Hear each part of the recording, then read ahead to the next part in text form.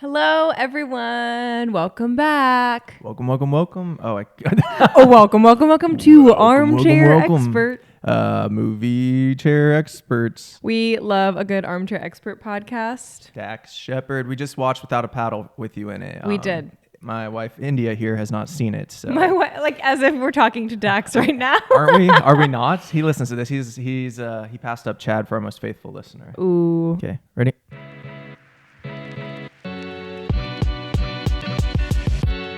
Welcome to Cinema Q, where we chat all things film and faith through our lens of storytellers and as a creative, married duo.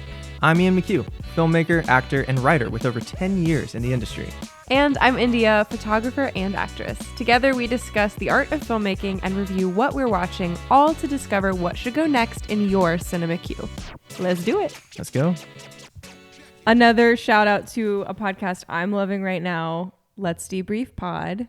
Okay, With yeah. my girlies, Jenna and Ash, who I haven't met, but Jenna's awesome. You talk She about sent it me all the to time. Stanley. Oh, yeah. But this episode is low-key inspired by them, and because they do a lot of like user submits a question and then they answer. Yeah. So that's kind of where we got the idea for this one. This is going to be a super chill episode. We've had kind of a crazy week, and we realized some of you guys have been saying, hey, we love movies, but we want to get to know you guys. Yeah. Flattered. Who Thank would you. not want to get to know us? So we figured this would be a super fun episode where we asked you on our Instagrams to submit questions. Nothing's off the table. We have a list of questions that we haven't really prepped for. I took a quick glance, but I did not like read them. Just to kind of get them consolidated into one space. Yeah. So we're just going to chat today. And then at the end, we are going to talk a little bit about film, some things we're excited to watch this summer, some things you should not watch in our opinion, and just a little film chat towards the bottom. Some obscure movies that you might we think you should watch, and then maybe an admittance of a popular one that I haven't watched and that you haven't watched. Yeah. So stay till the end for a little more film talk, and film talk will happen in the middle of this because it's such a big part of our lives. But yeah, talking about crazy week, we also have a new member of our family. Dun, dun, dun. India's not pregnant. No.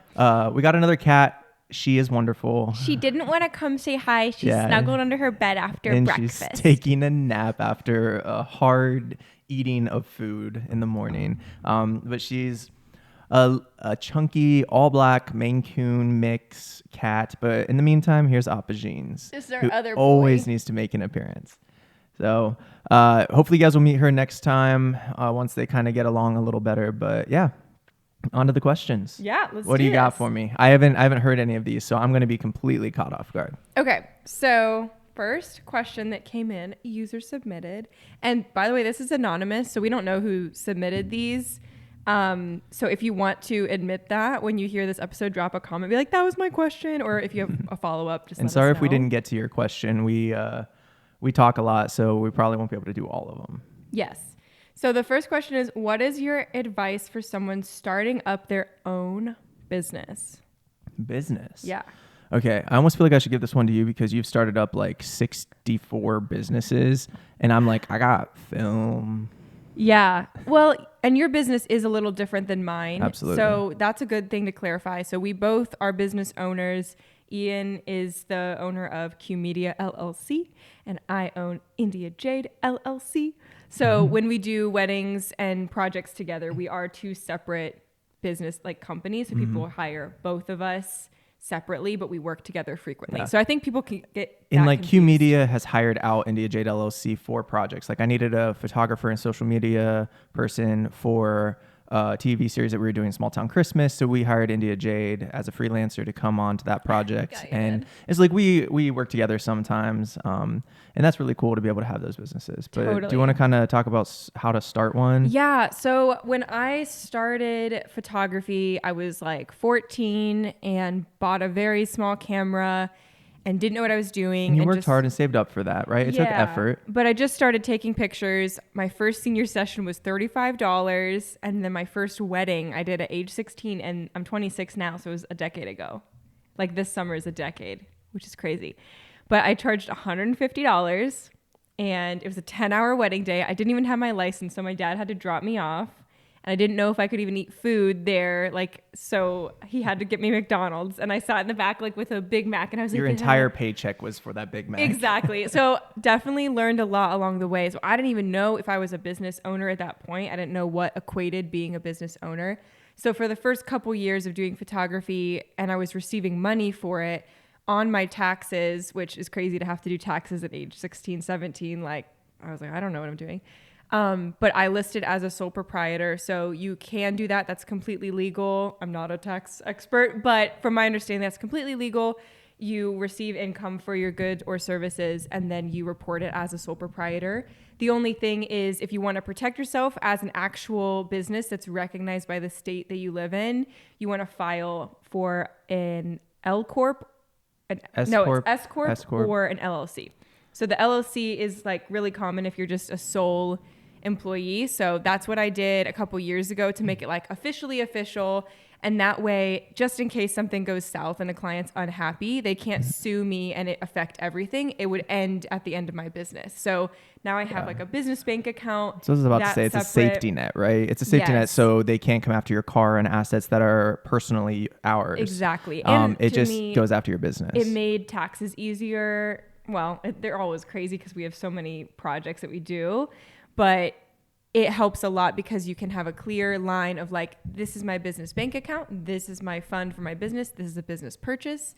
You know, expenses and income is a lot easier. And it helps keep our expenses different, right? Because you and I also run our businesses differently. Totally. And we keep that separate from our personal bank accounts. So to be able to both have separate business bank accounts and then a joint bank account for the family, it really just helps keep the finances organized on what you're spending on your business and then what comes into us. Right. So I guess if you're just doing a general, you want to start a small business, my advice would be do some research on what type. Do you have an actual product and like inventory that you have to keep track of? That kind of like starting out with a loan to offset that expense so it's not all your personal money to kind of like get that product. Where is it going to be stored? How is it going to be shipped? All that. But if you're like a service-based business like photography, video, something like that, it's less about inventory and more about making sure that back end of your business is really organized. So becoming an LLC, keeping your books for taxes, having a CRM. So we have like HoneyBook. CRM is a client relation management system. Yes, and so that's, it just looks a little more official and kind of keeps all of your work stuff in one space. Yes. And I would say as well, especially if you're a service-based business, contracts are your best friend. Keep yourself protected. Invest in that. Like that is worth the investment because it'll always pay you back. I invested over $2,000 in like attorney approved made photographer specific contracts because that I was customized to you, but I've never had an issue with a client really doing anything crazy or like being completely unhappy, but I just want to make sure, especially as you move up in wedding tiers and like higher end people, you just really want to, as people are investing more and more money, totally, you want to protect yourself because I mean those contracts can kind of sometimes come across as like, oh, so you're just Big, protecting scary. yourself from being able to mess up, and you're just, but we've proven our work is good and consistent, and so it's just for that like, God event happens of a hurricane which wipes away your hard drive, and so like it just protects you from that stuff, and it gives you peace of mind on the actual shooting days or work days. So the other thing I was going to say for just a general small business owner, let's say you're opening like a beauty boutique or an actual storefront, like a brick and mortar place. I think growing up, I just was like, how do people do that? Like, I just never thought it was like possible. And now we're like grown adults that if the Lord put it on our hearts tomorrow to open up a coffee shop, I feel like we can make it happen. Yeah. You figure it out. And I think just knowing that all you have to do is learn a skill, and that learning a skill anyone can do. You can Google it. You can have a sit down with a business person, find someone 5-10 years ahead of you in the field you want to be in and say, hey, can I, pay you for an hour of your time and ask you some questions about starting my own version of a business?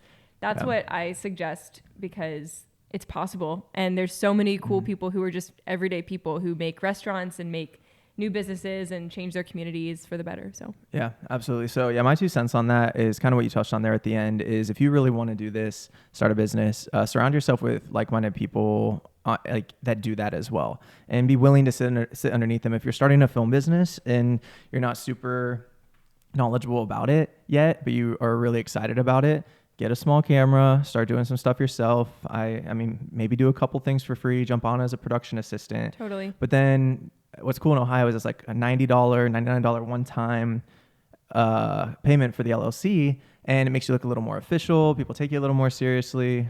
In my personal opinion, you don't need the specialized email. Gmail's fine. People aren't too picky about that. But build a website, put your work on there, build it up. Like, be willing. It's a slow grind. Like, I've been in this for over a decade as well, and I started off as a PA. I jumped on some things for free just to get the experience. I surrounded myself with better, smarter people that have been in the industry longer, and it was really, really worth it. And I've learned so much from them and kind of what to do and what not to do. And don't be afraid to ask people questions, because a lot of those older people that have been in the industries longer that you are trying to lean into honestly want to give their knowledge and advice, and like, they've been doing it for a while. And just as you like to talk about things that you're passionate about to people that are curious, I'm sure they would love to do that for you as well. So don't hesitate to ask. Save up $10, take them out to coffee, pay for it, and just ask for some knowledge dump from those people. I think that would be helpful. So Yeah. next question. Okay. Yeah. So much on all the things. Or did you have another point at the end about business? No, I mean, I was just going to say marketing is also really important, but that's less of like starting a business and more of like once it's started sustaining. So if you have questions on that, I do have a degree in advertising, so just hit me up.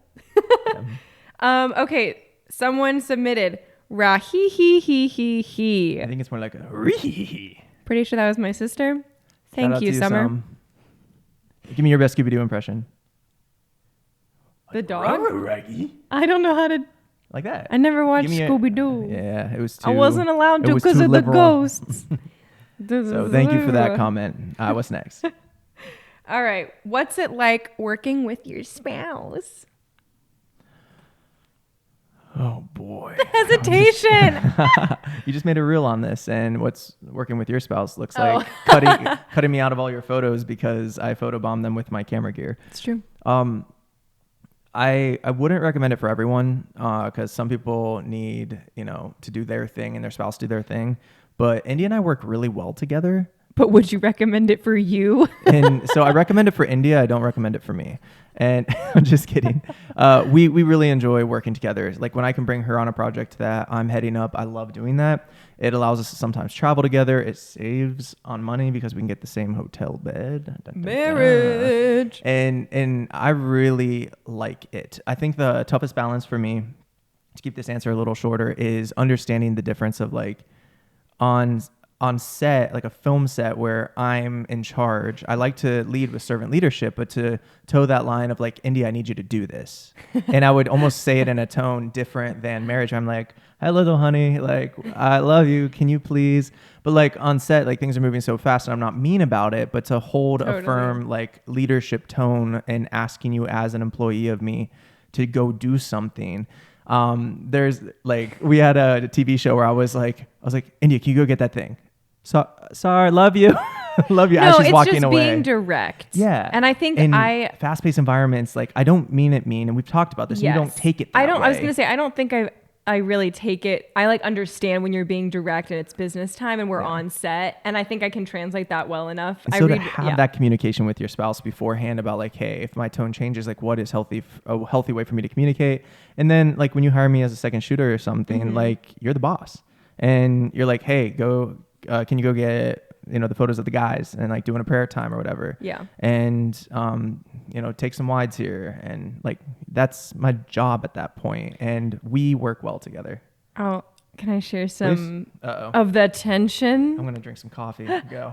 I was going to say, I do think we work really well together in person, on set. Like, I think we're really professional and still like keeping it fun. It's very enjoyable too, because it's like, I can tell when you need something. Like, I can tell, oh, he probably needs his water right now, or let me like spot him if you're walking backwards for a shot in a crowd or something. Like, I kind of know how to like help support you. But I will say, when we're at home, because we both work for ourselves, we both work at home primarily, it can be tough to stay focused. And that's on me. It's on me. I'm not going to lie. It's mostly you. Because I am such a like, hey, how's it going? Let's hang out. Like, I had this dream last night. I'm going to tell you all about it. And I Yeah, have these so- plans for 3 years from now, and I'm going to tell you all about it. And I watched this show 6 years ago, and I'm going to tell you all about it. And by like 1 p.m., I'm like, babe, I really got to go to work. I think we're getting better at it, but it's like, okay, work hours, we're both in our separate office spaces. And then sometimes at like the lunchtime or in the morning, I kind of get more distracted and like want to chat more. And then I get like And into like my then you get in the zone in the zone. afternoon. And then that's when you're like, hey, let's hang. And I'm like, I'm in the zone. Yeah. And so then I go disc golfing. I usually do finish my workday a little earlier and usually get rolling later. And then, yeah, you work those evening hours well. And like, that's something, again, to communicate. Like if you were both working together, like you and your spouse, like communicate your most efficient hours and like how to Yeah. work around that and how to make your schedules work, because it varies for us. And when you're working with your spouse, find time to talk about work and then time to like specifically not. Like we have dates when we will go out to dinner or just like go do something and be like, we're not going to talk about this project that we're doing, or we're not going to talk about this wedding we 'Cause have we just coming worked up. on it for 10 hours Yeah, today. because we're like, we and- just want to not yeah. talk about work when we're Yeah. trying to date. Yeah, absolutely. But- I had a little pin that I was going to say, but go ahead. I can't think Oh, of it. I was going to say one more piece of just like marriage working advice is that sometimes we do things differently, and that can be a little tension point. Is like, if I have a specific timeline in mind for the final product, so let's say we do a wedding, I want to do my photos a little bit sooner than I promised in the contract, because you want to like, you know, go above and beyond and kind of surprise and delight them. And sometimes Ian has like, oh, I have a lot of other projects, so I'm going to do it exactly when I gave told that them. deadline because I know I need that long to finish Right. it with so the if other I was like, projects oh, I have I'm going to going do on. these, like I promised them in 5 weeks, I'm going to do them in 3 And just to then like you wow put that them. expectation on me, And then I'm I'm like, is it done? Is it done? I'm And he's like, it's like, like half "Hey, done. I'm working on it, I and I will told get it you- to them on time. I told them I was not going to have it done for 7 weeks. It's going to be 7 weeks. And Yeah. I'm like, oh, okay. So I think those are things. And another place where we work really well together is I'm pretty good with getting the initial communication with the client, the contract, the Well, yeah, I invoice, pay you a little extra for that. that stuff done. And you're really good at like communicating during and like in the post production part of a project with a client. And I'm usually like, oh, okay, now at that point, I hope they like what I did.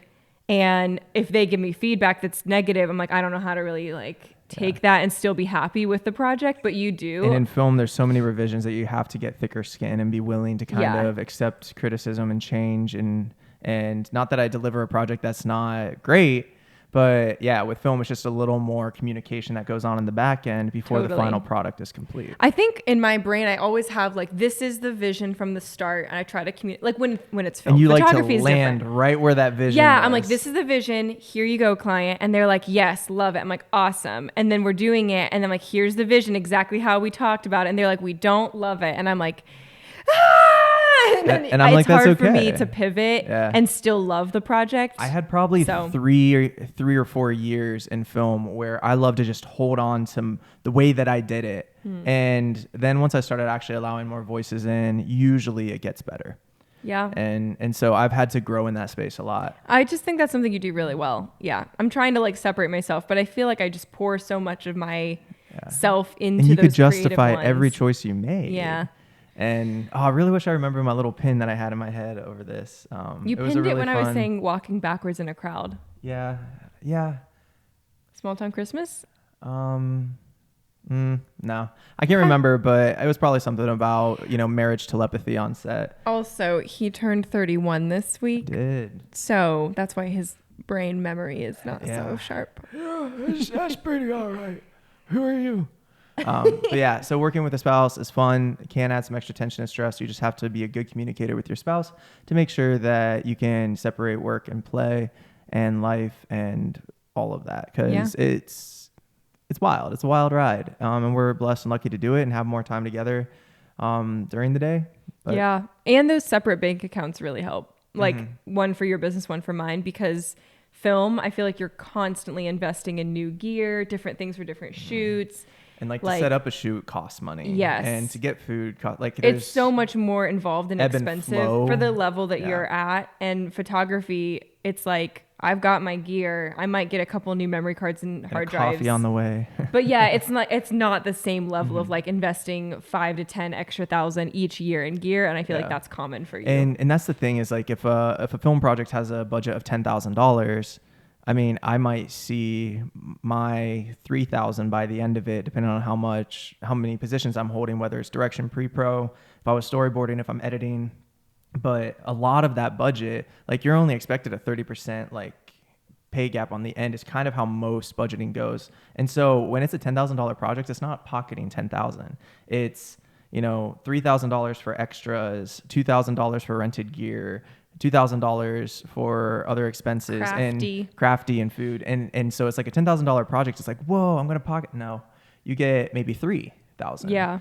It's the saddest thing I ever realized. That's like tough because in yours, a lot of the times you show up and it's a service that you already have all of the equipment for. Yeah. Mine are like longer, like invest in the building of the whole project, which is what the budget is for. So it's a weird one, but we're learning. Totally. Totes. Okay. Next question. Question number 4 for County Nurihihi. Where did you guys get the idea to start a podcast? Oh, do you want to take this one away? Because I have some answers. Do you want me to throw some out first? I feel like the first thought we had was from our own experience, like growing up kind of in both really conservative communities. And I don't say that as like a bad thing at all, but because of that, like it was really common to say these shows and movies and books are bad, these are good. Mm-hmm. Because these deal with witchcraft or teenage sex or they have language. And so it was kind of like you drew this line that's just not even biblical about like, oh, anything that's PG-13 is bad until you're 16, then you can watch it. And it's like, well, did it be less bad? Like, am I too young? And so I think we both kind of grew up in those similar vibes where like I wasn't allowed to read Harry Potter and I wasn't allowed to watch Wizards of Waverly Place. Or Scooby-Doo. Or SpongeBob. Yeah, or Rugrats, or any of those things. So, and I feel like that's like a shared thing in a lot of these like conservative homes, which again, we're not parents. We might have the same exact ideas when we're, who knows? Like, sure, limit. Right. But I think a lot of that had been in our dialogue as a married couple. And we were like, man, isn't that crazy that like we weren't allowed to watch things with ghosts or we weren't allowed to watch, things with magic, or you could if it was C.S. Lewis, but you couldn't if it was J.K. Rowling. And we have friends that have grown up all across the spectrum of what they were and weren't allowed to watch growing up. And so a lot of that dialogue happens like, whoa, you were allowed to watch that? You watched Game of Thrones at the age of 6? What? No one. But yeah, so I think when we were like full adults and we're like, wow, we're married. We can do what we're going to do. We can watch Harry Potter if you want to. We started to be like, man, some of these films got a bad rap by people who were scared of the content. But if you look past certain actions or if you don't look at them literally, you see so much gospel, so much beauty, so much hidden story in plain sight in these Hollywood films.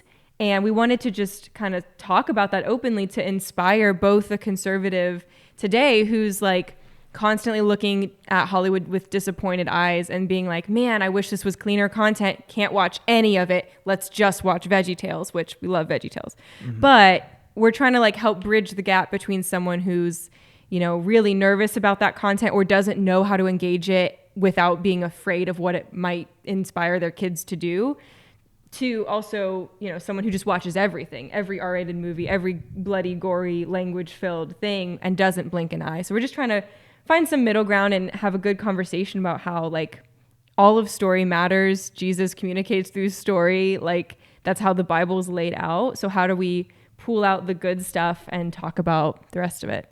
Absolutely. And so 2 points of why I think we also started a podcast is one, we're content creators and we thought about, like I've thought forever about doing a YouTube channel, but just the time commitment and all of that, like it's tough. It's tough. And so the second part of it is this is just us recording conversations that we actually have just in general after watching movies with each other. And so we're like, why don't we just start recording this? Yeah. Seeing if people are intrigued and want to listen in. And it's a easier, more consistent way to be able to create content right now in our stage of life. So we can still put stuff out there for people because we think we've been in the industry for so long in film and photo and art that we feel like we might have a few unique things to say. And so we're like, why don't we just set up the camera we already have, get a couple mics and record the conversations we're having anyways, and be able to at least start putting some content out there consistently while we're working on building up other forms of it.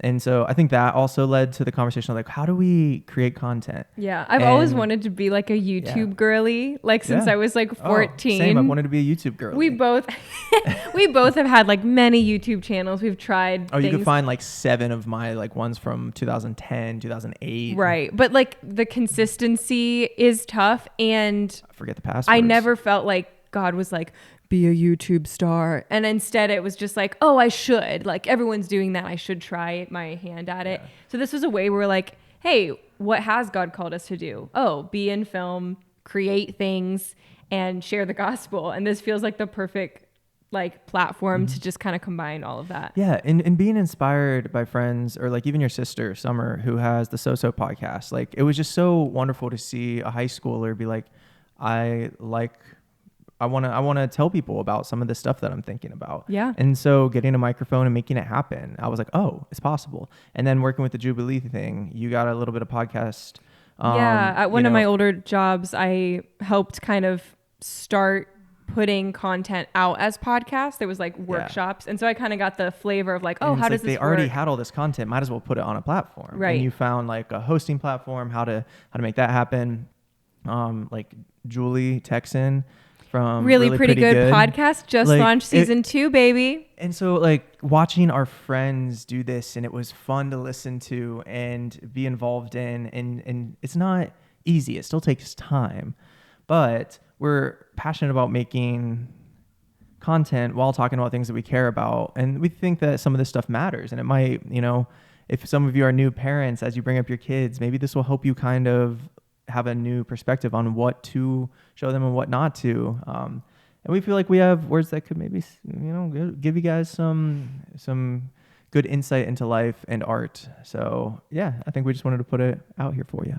Yeah, I like it. I actually have been really enjoying this. Oh, it's so fun. Because we are like chronic entrepreneurs. So all the time I'm like, oh my gosh, what if we did this thing? And then blah. It's like an 80-20 split. Like, it's not uncommon for me. Ian's always like, why don't you find a hobby? And I'm like, yeah, okay. And then I turn that into like a profitable business. I'm like, dang it, now it's work. And it's not bad, but it's like, how do I make money off of knitting? And then knits a bunch of like, okay, I tried so hard to start knitting hats. And then my cat ripped it all up. Right before he passed, so our old cat, he was like, Mom, remember me forever, and tied knots and everything. And ruined my scarf. And now we remember him forever with a knotty scarf.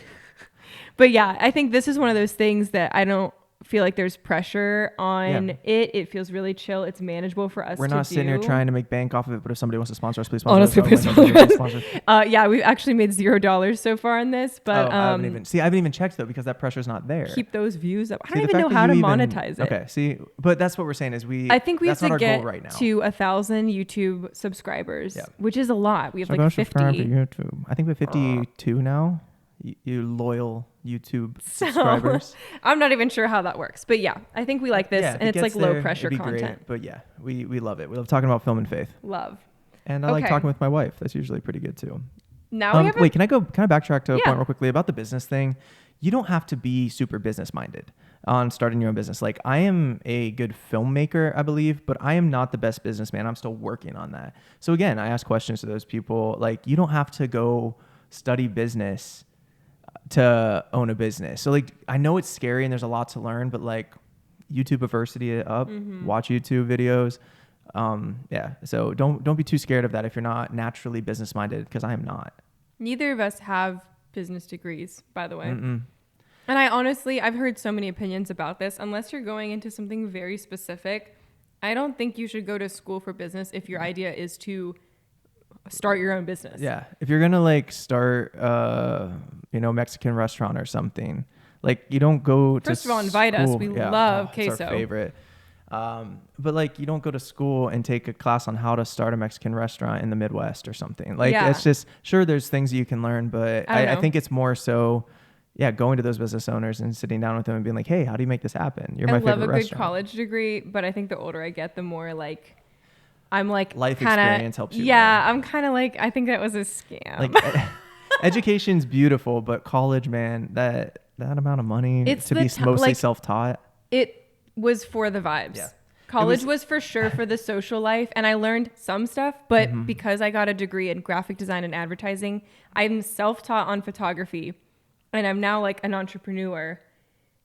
I Mm-hmm. just feel like I have 80K in student loans and some really great friends, but I could have learned the practical skills on my own. And you mostly did with film. Oh, I'm almost entirely self-taught. And the only things that school really gave me was the friends. It gave me a network of resources. Like they had some extra cameras I could use there. Hashtag love and honor, baby. Yeah, Miami University. And then like the lead film producer there kind of took me under his wing, but I invested in relationships more than I invested in the classroom. And then studied a lot myself on the side to teach myself the things that the classroom wasn't teaching me. And it also did, like, this is what I appreciate about education is like, oh, they didn't prepare you for the real world, but it does teach you how to learn things. Like, because Yeah. it constantly invites me to learn new stuff.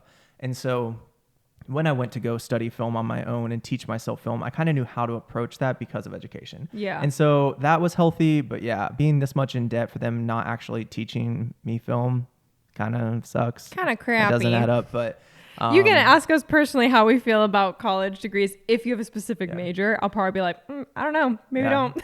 yeah, but the community's good. My friends are great. Yeah, community is and- the best part of college, honestly. Everything else. Yeah. All right, enough hot takes. This is a piping hot tea episode. All right, now we take a huge turn with this question. Oh, okay. When do you guys want to have kids? We have 2 cats. Which is kind of like a loaded question because do we want to have kids? Yeah, that's expecting that we do. Now we do, actually. Oh, we do. We talk about this yeah, all we the time. do. No, I'm just kidding. We actually do, and we talked about that before marriage, and Yeah. Fun fact, we're not going to share because secrets, but I have a list of baby names on my phone that we started when we were dating, like not that far into dating. And one of the names has stayed the whole time. And so I think that one's for sure locked in. And one came up kind of as we were married. as I was building characters in some of my works and my writings, I had some names that came up that I was like, oh, I really like this. What do you think about it? Yeah. And So we kind of low-key have our baby names picked out already. Actually, we do. Like and we you know, have because a we can guy and a control girl named, whether like, we locked in. yeah, we can control whether we have a guy or girl as well. And then I you want know, one maybe boy and one girl. the Perfect. boy to be a little older and then maybe adopt. And I would love to And adopt. So yeah, we love kids, but India being 5 years younger than me kind of helps right now I got because fresh eggs. oh gosh. They are unfertilized. Oh goodness.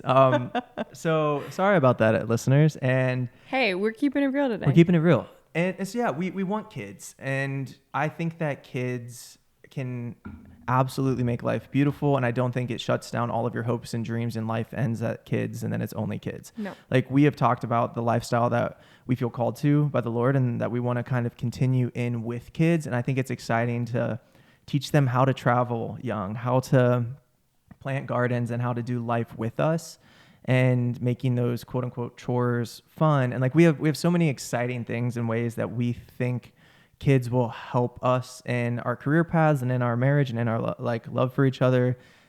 We're excited for it. Yeah. It'll probably happen in a couple years. Maybe we'll start yeah, trying. it's funny because when we first got pre-marriage, my perception was like, I want 1 year being just a wifey, and then we'll have kids. And I literally thought 1 year, and then we'll just have kids. And 1 year flew by. No. And now we're almost 3 years in, Yeah, and I'm 2.5 like, years. I can't even believe that it's like legal.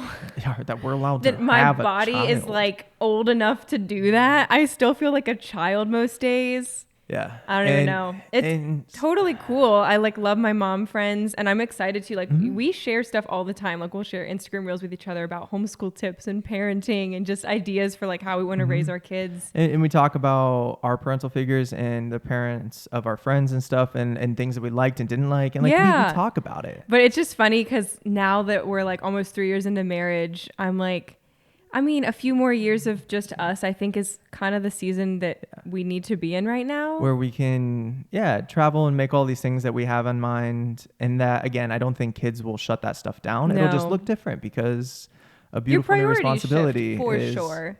And I do Yeah. think society like puts such a damper on kids, like Mm-hmm. the way that all the like stressed out mom TikToks are They just take like, away your joy, and you have no time to I yourself. haven't even and had my coffee. My hair's a mess. Like I'm running around. Like I'm what like, a what if we joy as a flipped child. it? Yeah. What if, I mean, again, not a mom. I will probably be that way for sure. She already is. We only have cats.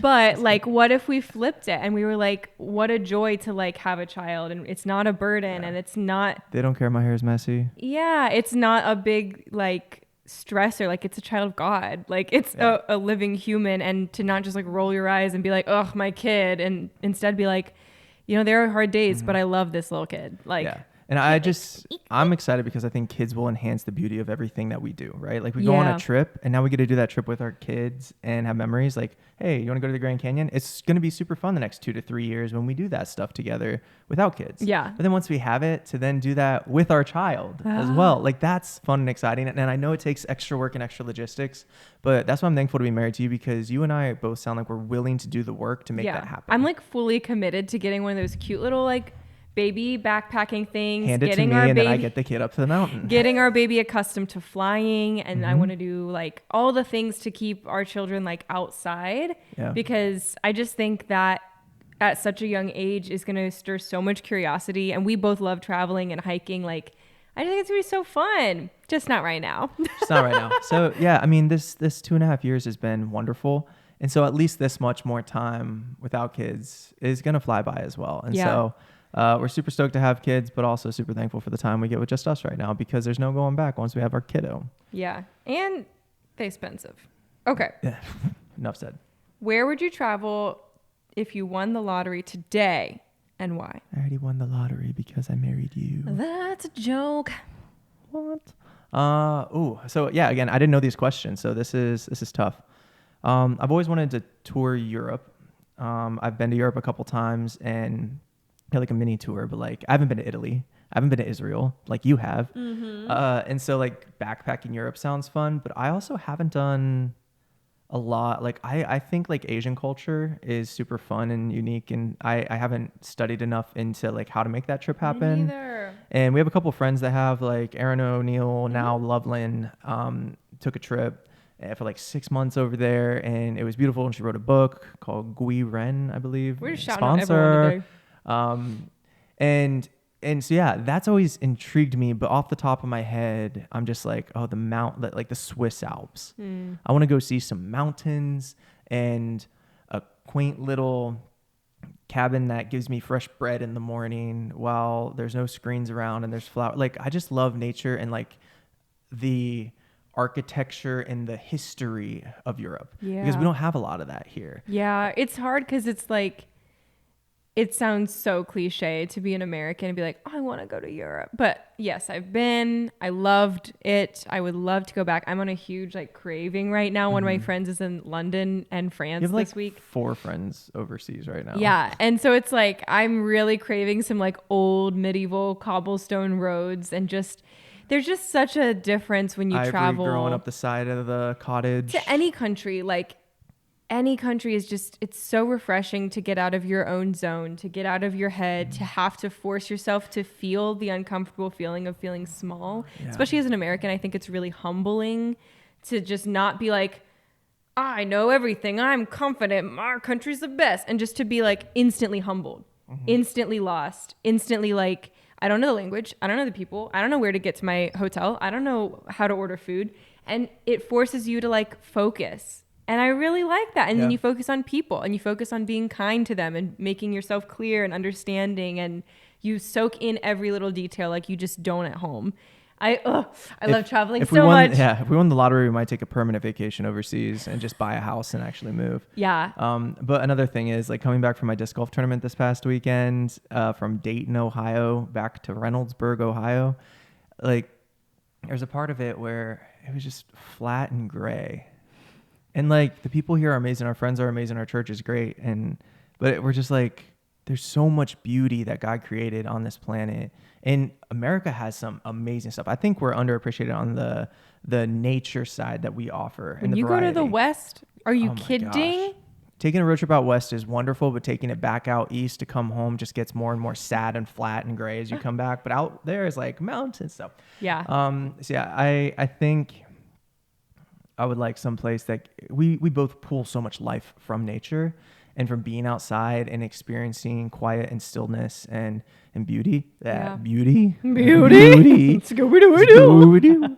And that I think putting ourselves in a place where our souls can feel alive and quiet down a little bit would be nice. But where exactly? Because the question was like, where are you going tomorrow? I have places on my bucket list. Like I want to do Machu Picchu. Australia. I want to do Peru. I want to do Barcelona in Spain. But I'm trying to think tomorrow. I don't know. I would go to Scotland. Okay. I would go to Scotland. Okay. My heritage. Yeah. Obviously, the I'm McHughes. not. The McHughes. The McHughes are the Vikings. Oh, frozen blueberries. I think tomorrow I'm just kind of on a French kick.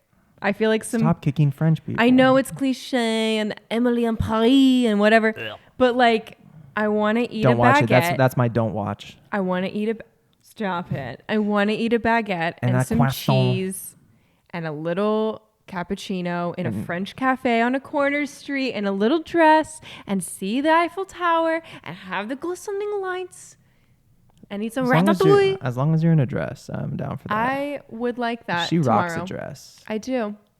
Where are you going tomorrow? Scotland. Wait, can't we go together? Nope. You're going to This is- France. I'm going wait. to Scotland. Peace. So I love that question, though. I Yeah. want to travel. And if anyone's listening and you're getting married and anywhere that's not America, call me. I will discount your wedding by 50%. Thank you. And also, our friends in other countries, invite us over. We'll come if you'll host Yeah. us. That and is help that feed is us. another thing. Just to speak on traveling, is everywhere I've traveled, I've made a connection with someone who's now a Facebook friend who has reached out and been like, "Hey, next time you're in Italy, come stay." Yeah, can we give a quick shout out to your friend over in Portugal? Kidding. Poland. Poland. Sarah Sarah. So, Taylor, yeah. but that's her like American version of her name. Yeah. So Sarah, I haven't Sarah. met you. I haven't even India met you. has shown me pictures because you are just such a faithful person. You are so kind. I haven't met we her don't either. even know you in person, but Social media connection sent us a legitimate wedding card from Poland yeah. to celebrate our marriage. And so shout out to you, Sarah, because you have just been a light in our marriage because like And Killian, yeah. Oh, so my brother, Killian, he is German, lives in Zurich right now, Switzerland, and exchange he student was brother. Nope, pure blood brother. But yeah, exchange student brother, my senior year of high school, or junior year, and he's wonderful. So I got to go visit him. Yeah, we have cool people. And Shayla J from Australia just invited us. Her Shayla birthday was J. yesterday, and Love so it. she invited us out. Love the vibes. Okay. Next question. Do you think you will live in other states? Yep. Yep.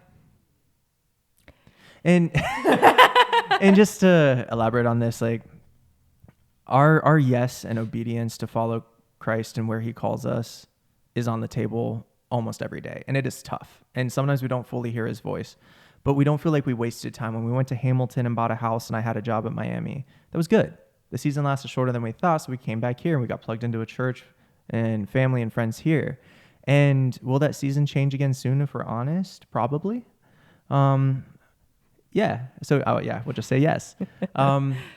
Where to? I don't know. We love the West. Yeah. To have resources to come back and like I love my parents, and so I want to come see them and golf with my dad and see the littles and my brother and his family. Like I think Ohio is such a great place to raise kids and to like have a life. to have a house here still would be nice. And as much as I love, just like the affordability and the kindness of classic Ohio, classic Midwestern people, thinking about what's actually healthy for like mental health is big nature for us. Like A mountain by a lake or a cabin on a mountain by a lake out west near the beach. that sounds like a title of a horror movie.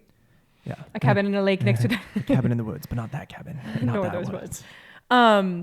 Yeah, so I just feel like we're very inspired by nature, and yeah, it's tough when all you have is metro parks. It's tough when you don't have a ton of options of things to do outside. You It's can like only go to, what's that place so many times? Hocking Hills. Hocking Hills. You Or can only go to Lake Hocking Hills so many Erie. times. And Lake Erie is 3 hours away. So I know I don't want to be like the grass is always greener, but I genuinely think the more we've It's important grown, to know yourself, right? yeah, the more we've grown and the more we've sat down and been like, hey, what actually helps us have good days? Mm-hmm. The best days for me are when I wake up early, the weather's perfect. Maybe work out a little bit, get your I body can moving. go outside and have a cup of coffee, do my Bible study, work out, and then enjoy nature and friends. And some and of it's those only things, 9 a.m. by that point. some of those things, the nature, the, you know, getting outside, the weather, it's so cliche. I feel like I'm just like a walking stereotype. I'm like, hi, I love Europe and I want to move to California and I'm an actress. But it's true. Like, I genuinely think, you know, Arizona is out of this world. California is absolutely the most perfect state to exist. Like, Colorado's beautiful. Washington, like sure, stunning. Washington rains a lot, but like it's Beautiful. beautiful. so I And- think we're like, all of that's on the table. Yeah, our souls come alive in those places. And I think it's healthy to know that and to be honest about that, because just because you were born into a circumstance here in Ohio doesn't mean that this is where you're called to forever. I think there are pieces of us that will always be called here, and this is a part of home for us always. But it doesn't have to, like, we can build our home as California and Ohio, and like we can have those pieces all be our home. Yeah. And so will we move? Yes. Yes. Sorry, mom and dad, if you're listening to this for the first time. You guys always knew that. I already moved once. So, and I'll always come back. Love you guys. We'll just pray about it. Be like, God, when and where? And let's do it. I just did. And he said, go tomorrow to California. It's also true. Like, we're in the entertainment industry. And that's the other part of it. You have to kind of, you know, think of what field am I in and where's the most opportunity. It's and good to be surrounded by other creatives. we love Columbus, Yeah. but it's just not like, this is the hub for film and photography. It's like, And the- I'm maxing out on the top end of my clientele and we're almost tapped out of the state. So if you guys be praying And- for us. Yeah, be praying for us, because like there's a lot of filmmakers here, but a lot of it's focused on commercial or wedding, which is fine, but that's not what I want to do. I want to do narrative, Yeah. creative. And I have a buddy, Jacob Pronica, that just moved to Atlanta, and he's like, yeah, this year I've already first AD'd like 4 films. I'm working on my own. I just finished one. I have another short film on the way. And I'm like, how? He's like, I'm surrounded by people that do this all the time. And I just don't want to ever be scared by what we don't see. Yeah. And I think it's common because a lot of our friends and family just aren't in this entrepreneurial kind of calling, and that's totally fine. But I don't want us to trade. Now we're just getting into marriage. I don't want us to trade what we feel like God has literally like built us to do for comfortability. Yeah. Let's just And live in our familiarity. hometown, go to the same Kroger, work go a to nine, Kroger, Aldi's work a 9 better. to 5, And if you're called to that, cool, but we're not. yeah, it's just like for us, I'm like, well, I guess I'll just stay uncomfortable, even though I know I'm like bursting with other things Yeah. because we And- don't have a ton of people who have done it. Yeah, So and we we're gotta trailblaze. Yeah, absolutely. And we're super thankful for our friends here that are creative. Totally. Like Chad Austin Kerr, Tim McLaughlin, Kevin Coyne. We got the Rices, Actually, they're all in Taylor and Jordan Cleveland. Rice. Yeah, but we're all in the gray Ohio, you know? Yeah. And super thankful for y'all. But yeah, to be in a place that like we're just kind of, I feel like, touching pieces of our soul right now that are healthy. And I kind of want it to thrive. And I think that environment is really important to help make that happen. Yeah. So there you go. That's a little insight into our marriage. What is your favorite thing about each other? You can't say my boobs. Oh, India. You can if All right, you this want. one's rated PG-13. We get the little explicit on this one. Yeah. Said boobs. I'll bleep that out. I think my favorite thing about you, Just like See, I rapid didn't fire. know this. First thing that comes to mind. Well- Doesn't have to well- be the most important thing. it's because I know you, and like I love like who you are at your deepest. I know social media only gets a glance of you, right? Even some of your friends only know the absolute best or the absolute worst, but I see that in between, and I am in love with that person because she is constant and like kind and beautiful. And I spoke on a podcast before I even met you that I wanted a woman that was kind, and that is you. Like, your heart breaks for people. Your heart is kind I cry all towards the me. time. She cries a lot. And like, even when I'm an absolute turd, which is frequently because I suck and I'm working on myself, like, you're still kind in those moments usually. But like, I know your default, like your in-betweens, you're at your core when everything gets out of the way, you are kind. And that person that is just maybe overwhelmed and stressed, but excited and faithful, like that person. Hey, I'm pouring my heart out to you and you're picking up a cat. He wanted to say hi. But like that person is consistent and that person is kind. And so that's my lean is like, I know I can come home Guys. and kind of lay out my day, my heart, my dreams, my emotions, and India Jade will listen and be there with me in it. And it's not just this like superficial, okay, I guess as the wifely duty, I got to like, no, you care about me. And that it just makes me love you. So what about me? Go. Gotta go. Oh, Oh, wow. she wants Thanks, to leave. Did you guys babe. hear that? She Thank wants to you. leave. No, I never want to leave. You said I got to go. Got the goes. I My turn. appreciate that. That was very sweet. I love you. Just all of it. All right, moving on. Obviously. But I think Oh, wait, I had one more point. no. Well, just I'll one. let you think. No, you're a go-getter. Like you are an entrepreneur and you just like get ish done. I like that about you. It's pretty cool because I don't have that. I really love that you love animals. He's holding my arm. That was just an unexpected blessing about you. I did not know. I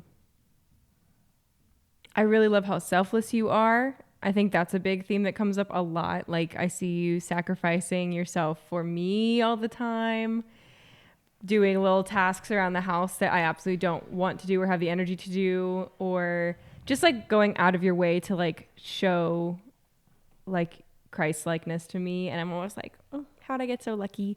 And I say it often, and I don't mean to be like, I don't know, weird about it, because I think, you know, sometimes wives can just be like, my husband's the absolute greatest, oh my gosh, and I believe them, but I also don't, because you're the greatest one, so whoops.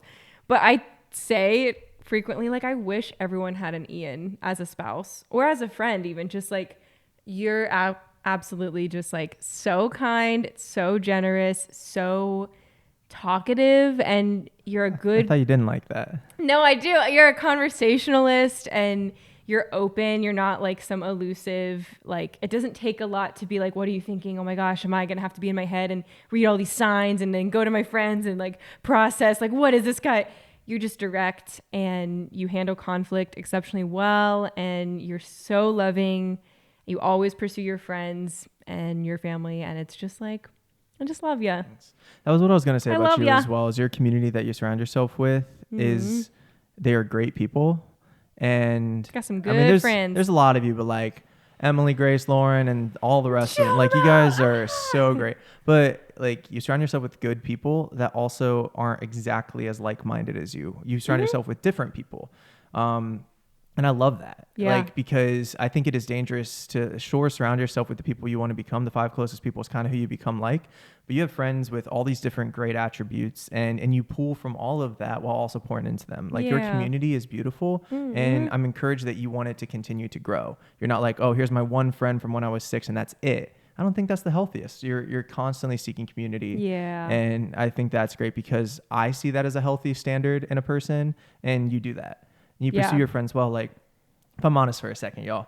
So you have friends that, okay, one that used to live in Florida, New York, Arizona, Utah, the Carolina, no, not the Carolinas, We're from Las Vegas, California, California. Vegas. And you visited all of them. And that's beautiful. Like that intentionality from India happens across the board, and all the more in our marriage of like, she shows up for people. And that's really cool. Like she has visited every single one of them, and that takes time, that takes resources, that takes money, but that is so secondary to your relationship with people. I'm a quality time person. Yeah. And It's hard if to do someone moves quality- away, I'm just like, all right, cool. I'll just like come visit you. Yeah. Because I So think as we please get move older, to cool places. I think too, as we get older, like something that you hear all the time is like, well, like college is the good years, and then your friends, you know, get married and move away. So Have kids and don't have time. that's it. And I just hate that like downer attitude. I'm like, I want my friends to get married and move away. I want my friends to move to the place where they feel most alive, because I'll come join them. Like, Yeah. I'm like, that does not. the Bowsermans Sure, in we Boise. don't get to see them as much, and that stings a little. But it's like, I'm so proud of them for choosing where they want to be and following God's voice. And then I'm like, great, I'm gonna live up to my commitment as your friend and like go get on a plane and go visit, because And when they're back in town, Yeah. they usually text you as well. I don't know. I just like And- love, I yeah. love that for people. And I want to support their decision to follow Absolutely. that calling and not just be like, well, you moved away. So bloop, Yeah. bloop. And well, I guess we Plus, can't be I friends love anymore. all the Oh, you don't places care that about they me. moved. Yeah. Like, we had a great time with KDB Funk in Vegas. Great I time. love New York. Love visiting. Love all of Yeah. it. Yeah. Scottsdale. Eat it up. Absolutely. And all the more sweeter those hangouts are. Yeah. Right. Yeah. And like, I still have some great friends like Luke Bauserman. I visited him once, I think, since he moved there 5 years ago. But we talk, and I'm trying to get back out there. Maybe I visited twice. I can't remember. I think it was just once. But like the times I do get to spend with him when he comes back to Ohio or I get to go there, it's just like all the more fun. Yeah. So, and that's one of the reasons I'm thankful for social media is because even though the conversations are far and few between, I still get to keep up on their lives. And, Yeah. you know, their kids I haven't met, I get to know their names. And it's fun, but We can't be discouraged by people just pursuing the things that are on their heart. Yeah. And I think I feel that way with marriage too. People are like, well, just you wait. And I'm like, don't say that. yeah. Maybe it didn't work out for you. And I genuinely am sad about I'm that. sorry, but but- don't damper what God has blessed because of a bad experience you had. Yeah. Like, Speak both life of us, over kids, speak life over marriage, speak life over moving. Like, be like, yes, amen, let's go. So proud of you. I'll be right there. Let me pack my bags. both of us, especially you, would have more money and time if we never got married, if we were still Yeah. single. And the amount of trips you could take is probably exponentially more and possibly the same. Like, I just road tripped out to California with like $500 in my pocket and made it work. But now That's getting a story married, for another podcast. yeah. Now getting married though, I love taking trips with you. Yeah. And like, that's my favorite. And sure, you go to New York every once in a while by yourself and I'll go somewhere. So far, like- I've been every single year for the last 4 years. yeah. My yearly New York trip has to happen this year. Grace, And- just let me know when. And like, that's beautiful that you have friends that you can go do that with, but also like traveling together, marriage is beautiful. It's great. It's fun. Yeah. And to be able to do it with my best friend, we travel well together too. We we've- should do an episode on just like our travel tips because Yeah. people ask us all the time, like, how do you afford this? What's going on? Because you're like, It's low key, guys. We sleep in the car. We eat gas station snacks. We make stuff in a cooler for lunch. Mm-hmm. and then hike mountains and try not to get eaten by I bears. do love that about both of us is we're like low key maintenance. Yeah, we're not like, oh, we No. need to stay at I the need a Ritz, shower and I need every a- day. I need a I nice think India meal. went 5 days on a road trip out west without showering, and then there got to a point where I was like, I thought I was nose blind, but then I smelled her again. And I was We like, please drove jump in a 7 river. hours from New Mexico to Phoenix just to shower at our friend's house because we were like, Yeah. we'd rather not spend spend money on a hotel, and we're heading that way anyway. So we're like, hey, can we be at your house in like 7 hours and Yeah. shower? And it was like already like 3 p.m. So we're like, we'll show up at like 10. Is that all right? That's the vibe. That's the vibe. And so we'll talk about it more, but I'm more of the like get all of the resources and stuff. Like you would have forgotten, you know, your water bottle and phone and wallet and keys. Yeah, you're and very just like prepared. jump in the road. So I kind of prepare, but you do logistics. You're like, okay, I got the hotel. I know where we're going. Or I'll I pick out the know- parks we need to like, camp this in. is- And yeah. And so we work well together because we know each other's strengths and I'm prepared. Actually, when we first met, you were going on a camping trip with Grace. Yeah. And I had a gut feeling you weren't the type to like, Listen, Ian Prepare. and Nicholas saved our butts on that trip. We would have absolutely just dehydrated and died because of made little gift bags that were literally just, you will die if you don't we have just this. didn't know what we were doing, but we were like so confident. We were like, we're independent women. We're going on To Red a River spring Gorge. break trip by gonna- ourselves. And they would have been in the news 5 days later for being missing. Oh my gosh. in the Yeah. woods. Nick like told us where we needed to get the trail map and where to pay for the like Parking pass. parking and camping passes. And you gave us like fire starters. And we were like, oh yeah, how else are we going to start a fire? and like, like we didn't even lighters realize- and stuff. And they showed up and they were like, oh, don't you just find flint and steel in the woods? And we were like, oh yeah, that's right. We have to get water.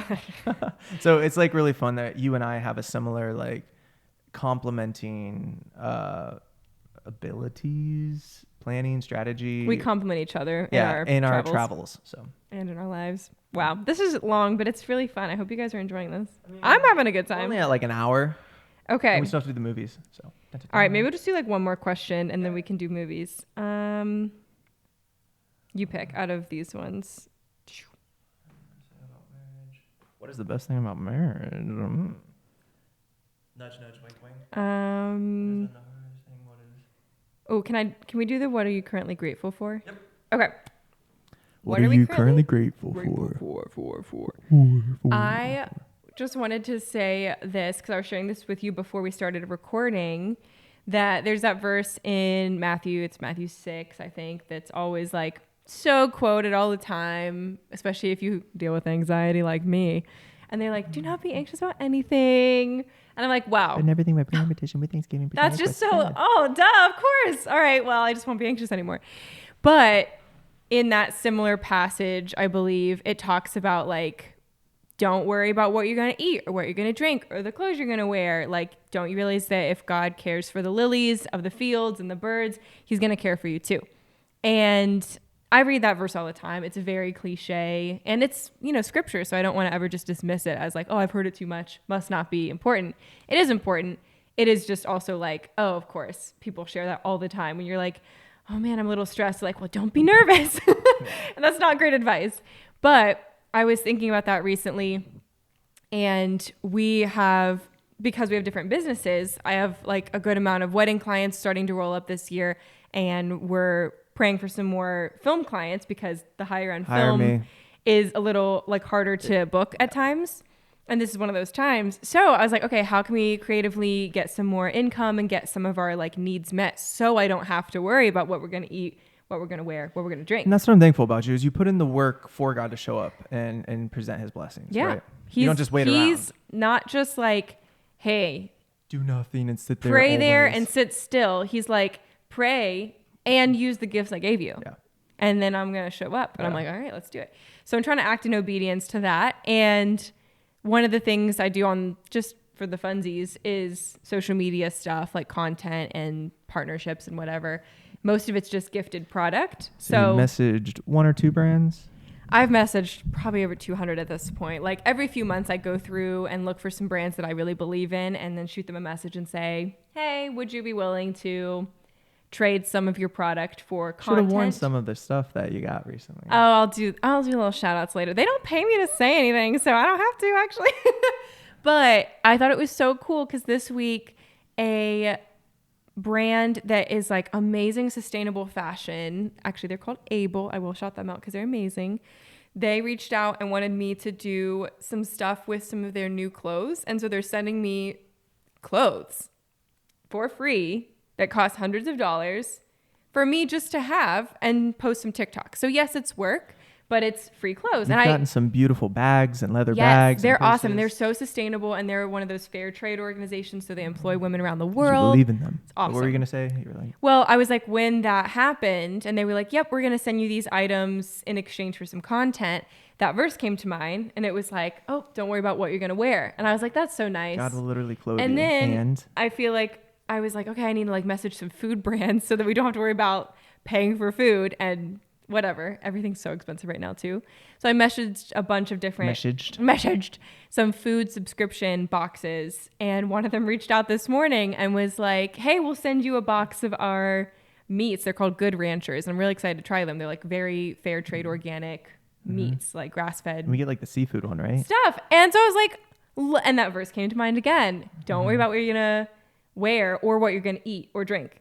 So now we got to get some drinks. As he feeds and clothes the birds and the lilies of the field. Like, I just thought that was so cool that God was like, see, like he's not just like going to give you stuff without your obedience as well. It's like pursuing obedience in the ways that he's gifted us. And I'm like, hey, I have a phone. I can put on an outfit and show the world this in exchange for food or whatever it is. And I just thought that was really cool how something like I'm just grateful that God's providing through our gifts and we get some free food. It's not a prosperity gospel. It's God loves his kids. Yeah. And that provision shows up in different ways. And right now, like some extra clothes and food is nice. And he's getting India connected with brands that she also believes in that are sustainable and like healthy brands.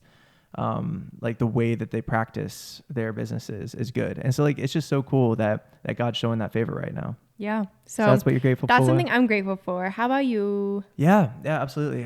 So I think something that God has been really cool about recently is, I love acting and I want to be an actor. But I felt like I was called to be behind the camera a lot to kind of start that and know how behind the camera works and be able to make my own content and be able to, like, it's going to be easier to provide for myself and then eventually a family now, by being able to do camera work as opposed to just acting. And recently, a series that I was in called Searchers, like we just got the color grade back, and Shout it's out to beautiful. Carlos. And so like I got to see myself in that a little bit in some stills, and that's like coming out soon, and people are really excited about it. And then I got an offer to be a pizza delivery guy, like an actual character in a short film, like a monster short film called The Hanover Incident that is coming. There's going to be a showing soon here in New York, Ohio, and California. And like that's coming out soon. And then I just got an offer from another place to be a character in another series. And I'm like, I'm not even pursuing this. And I'm getting bigger roles than I ever have. In like with companies and businesses that are doing really great things that actually have reach and that can get this in front of people. And I'm like, God is just showing favor to me in a place that he knows I love. Yeah. While I'm not like, I know you're saying like put the effort in, but like I'm pursuing film and I'm making relationships in film. And for some reason, those conversations where I'm like, hey, I can be behind the camera. Those people are saying, no, we want you in front of it. And I'm like, whoa, like that is so cool, God. I was on the Hanover Incident. I was going to be a producer. I was going to offer some money. I was going to help make it. But they hadn't casted this one role yet, and they knew I acted. So they just had me stand in for it during the cold read with the actors that they were going to hire for the first read on the table read. And I finished it and they were like, do you just want the role? And I was like, how cool is that? And so God shows up in those ways. And that's what I'm grateful for right now is being able to lean into this big part of me in acting that I love. And yeah, it's been really, really fun that those are like all coming out soon. And that's exciting. That's awesome. So yeah, I'm grateful for that. And I'm grateful for you. I'm grateful for you too. And that our cats are starting to get along a little bit. I know. Can't wait to show Numi when she gets less. You probably won't be able to see her. Like if I was holding her right now, you would not be able to see her because she is just all black with these big yellow eyes. So cute. All right. We got to wrap this thingy up. Let's quick fire these movie things to give you guys some cinema things. Time for cinema and cinema Q. Wow. That's our new intro. Wow. You're a little flat there. You're welcome, AirPod listeners. Wow. Earpods. Earpods? Yeah. All right. What's a movie that you think people should watch that they may not have watched? Cloudy the Chance of Meatballs. I watched more of it the other day for the first time ever, and it was so good. It's so funny. So we watched it with my siblings recently, and it was so much funnier than I remembered. And I was like, if you just need a little laugh, stay like focused on it, and then you'll really be like, what the heck is this dialogue? They were on something when they wrote it. It's so funny. Good. All right, it's so your funny. turn. What should people watch right now? So this just tells you the difference between India and I. I say go watch Winter's Bone. It is 2010, Jennifer Lawrence, kind of her breakout role. Yeah. It's an unflinching Ozark mountain girl hacks through dangerous social terrain as she hunts down her drug-dealing father while trying to keep her family intact. That's a little different than Cloudy with a Chance of Meatballs. I fell asleep when we tried to watch it, so I got to go back because because you don't like good cinema. I love Jennifer Lawrence. Besties. Okay, what is your don't watch it, not worth it, in your opinion? This is gonna get some hate, but I did not like The Princess Bride. I'm leaving. See you guys. It was a good podcast. I'm gonna get a new co-host. I watched it a couple years ago after everyone and their mother were like, The Princess Bride, The Princess Bride.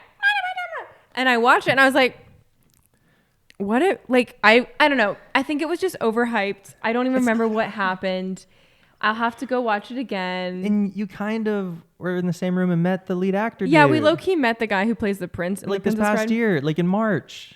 But I think it was just overhyped. I didn't grow up with the fond memories. It's not nostalgic to me. Whatever. Anyway. All right. I have 3. Okay. So one of them, this one's going to get some hate big time, but this is because of the circumstance. Ooh. The Incredibles 2. So I didn't think what had happened? Nope. Nope. So what had happened was I was out in California. I had that like credit card thing that's for movie theaters, and you could go to like one a day, and it was like $10 a month, and you could go to one movie theater a day. And now it's like they like went bankrupt and they're coming back, but I had that, and I got broken up with. Oh, and yeah. and so I am just an emotional mess. Not by me. This was This was California. This is the ex. Got broken The up with, ex. and I was like heartbroken and sad and emotional, and I was like, I got to get out of my room though, but I don't really want to talk with friends. I want to go to Was a this movie. the day that you broke up? This is that I she think broke the up? day after or that night. It was like within 24 hours.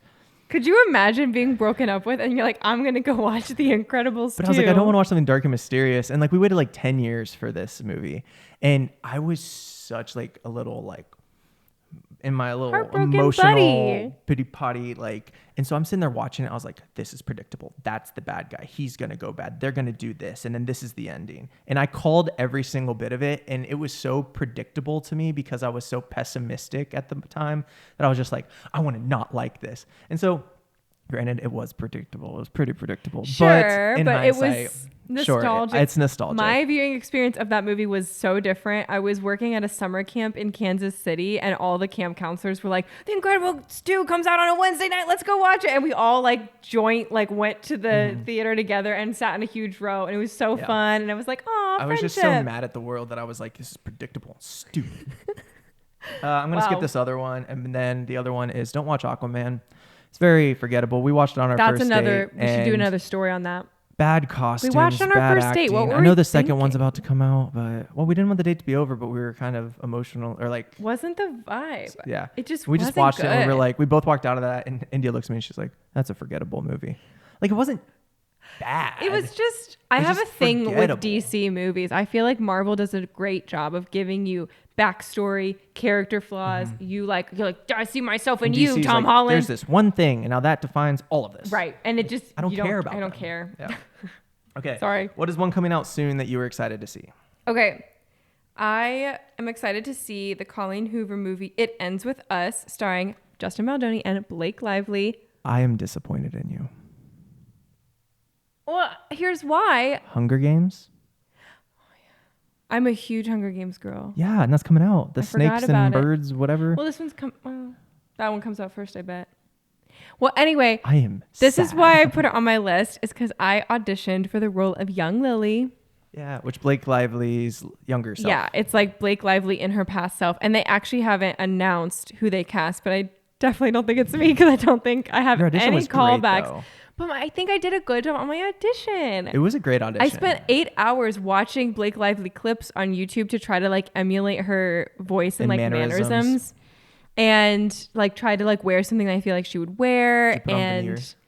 no, We but love you, Blake Lively. it's fine. It was just one of those like things that I was like, oh my gosh, I have this crazy audition. I'm really excited. When else am I going to audition for something opposite Blake Lively? Yeah. But anyway, I've heard the book is great. Not And opposite Blake Lively. well, in the same Yeah. set with her. Being the same character as And Blake I love Lively. Justin Baldoni. He's directing it, and he's from Jane the Virgin and done like 6 Feet Apart and all these other movies. But he's just like such a solid dude, and I like pray for him frequently. So anyway, That's awesome. I'm excited to see it. Yeah. So mine is, I don't even know if you've heard of this one, but have you heard of Killers of the Flower Moon? No, All right, everyone, not. tear her apart in the comments. So Martin Scorsese. Scorsese. Scorsese. I thought it was It's not Scorsese. No, Martin Scorsese. Scorsese. And Leonardo DiCaprio. It's 3.5 hours long. Martin Scorsese, yeah. Oh gosh. Gotta guess Leo. And it's coming out in October. I think there's Wait, a 3.5 hours long. Yeah, just like Avatar, The Irishman. It's like But 3 it hasn't minutes come shorter out than The yet? Irishman. So No. you just know that It's like that's 3 how long hours it and is? 26 minutes. And The Irishman's like 3 hours and 29 minutes or something. That's a long. But movie. babe, I've seen you binge 8 hours of a show in one day. So what is 3.5 hours to, right? When And so- you do the show, you can get up and get snacks. When you're watching a 3.5 hour movie, you can't get to snackies. Okay, but listen to this. So I think there's limited showing on like October 6th, 2023, and then it officially comes out like October 20th. And it says members of the Osage tribe in the United States are murdered under mysterious circumstances in the 1920s, sparking a major FBI investigation involving J. Edgar Hoover. And Leonardo DiCaprio plays in it, and Martin Scorsese never misses. And it is like there's been some limited releases to certain people high up in the industry that all of them have just given us like I think it showed at Sundance or something. And, excuse me, it got like a 7-minute standing ovation or something. Like it's been highly praised already, and I am so excited for it. Might be a winner for the Oscar season. Yes. Oh, I would not doubt. And I haven't even seen it. I mean, That's just crazy to me that it. people make movies. Period. The end. Okay. So it's just like, how do they make movies every year and still be like, yep, I'm not going to give up, even if I never get an Oscar nom or a nod. It's about the art. I don't care about the awards. Like, sure, they'll be fun and that's but great. Then every year there are ones that are just like, that was amazing. Yeah. Yep. Martin Scorsese, yeah, telling you thanks for watching Cinema Cute. Do you even know who Martin No, is? I don't. I just feel like he's got he's like 80 years old, I think. Transatlantic. I think he's 80 actually. Like, I'm not even lying. Martin Scorsese. And he's got this like mostly gray but kind of peppered in black hair with these glasses. He's a good looking dude. He's sharp for 80. Did you say the films that you haven't watched that are like? That's what's next. Okay. My turn. And the last thing before we wrap. Last thing before we wrap is an admittance of 1 or 2 films that we haven't watched. Like for the longest time, and I'm working through right now, is Star Wars for me, and I got so much hate for it, but I'm working on it. I've been through some of them now, and I would get hate on them. So it's when he says now, 2 weeks ago he watched the first bit of Star Wars. That's not the one I was about to say, but that's like an admittance of. But he's a 31. Film that you should have watched that you haven't. It took him 30 we're years. Over that. I'm over. No, 30 years and 10 months before he was like, I'm gonna watch Star Wars. All right. So what is admitting that you haven't seen? I haven't seen as a film person a lot of the classics. So The Breakfast Club, The Godfather, Ferris Bueller's Day Off, Forrest Gump, Clueless. You haven't seen Forrest Gump? The Matrix. No. You haven't seen Titanic. You haven't seen all of Titanic. I've seen that, right? Like the boat sinking because it was like on cable once, and I was like, oh, that sucks for them. And then I'm, you know, I wasn't emotionally ready for that list. I haven't seen like the original Footloose, like basically anything in like the 70s, 80s. Kevin Bacon, Breakfast at Tiffany's. Anything. The remake of Footloose is bad. Anything with Marilyn Monroe. Kevin Bacon's is great. We just talked over each other for like a minute. Sorry. I'm processing that you haven't seen all of those. You haven't seen Forrest Gump? Mm-mm. I haven't seen any of those like all right, classics. We're going to take a 1 month break and we're going to go binge 3 movies a day to catch up. I haven't seen the 80s things. What was the other one? Like the travel one with the car with Michael Fox. Back to the Future? Yeah. Aliens, Men in Black. None of those ones. The podcast is still on, but I'm just like literally speechless. All right, your turn. I mean, there's a lot I haven't watched, and there's so much cinema. There's so much, and I think I just wasn't allowed to when I was little, and then when I was a teenager, I was into Disney, and now as an adult, I'm just like into the modern doing the stuff. Yeah, it's happening now. Yeah, and I completely understand that, and like people give me crap for not watching stuff all the time, but there's so much out there that I mean, I've at least watched Citizen Kane, so haven't. I had to for a class. What even is it? It's so great. And so I only put 2 on, and one of them is Life of Pi. Okay, I haven't either. I haven't seen that. Heard it's good. Yes, and the other one, and I can't believe I haven't seen this yet, is Parasite. Won Best Picture like 2 or 3 years ago. Yeah, and Moonlight has been on our list for a while. But Parasite is like everyone that talks about it is still in their top 2 best movies of all time. Haven't watched Squid Games. Yeah, but that one's newer and kind of hard to watch for some people. Yeah. I get it. But that's a TV series too. I'm working through Breaking Bad, and it's slow. I've been working on it for years, and I'm like on season 2. I'm trying to get into Seinfeld. It just never really was like I met the writer.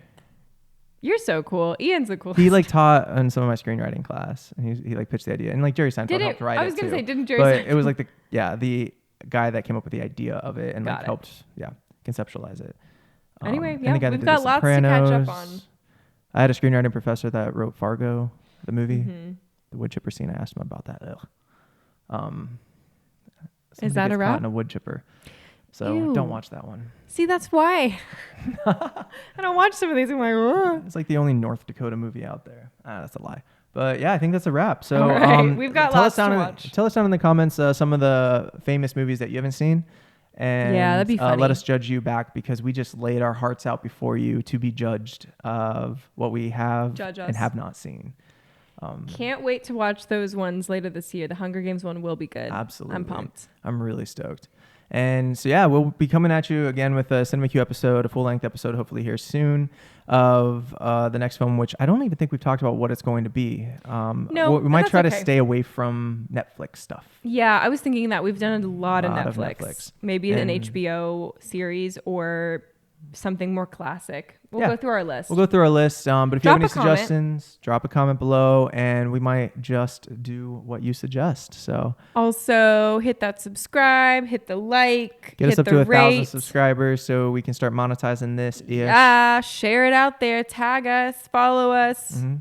Love And you. Thanks for listening to this long episode about the McHughes behind Cinema Q. Love you guys. See you next time. Bye.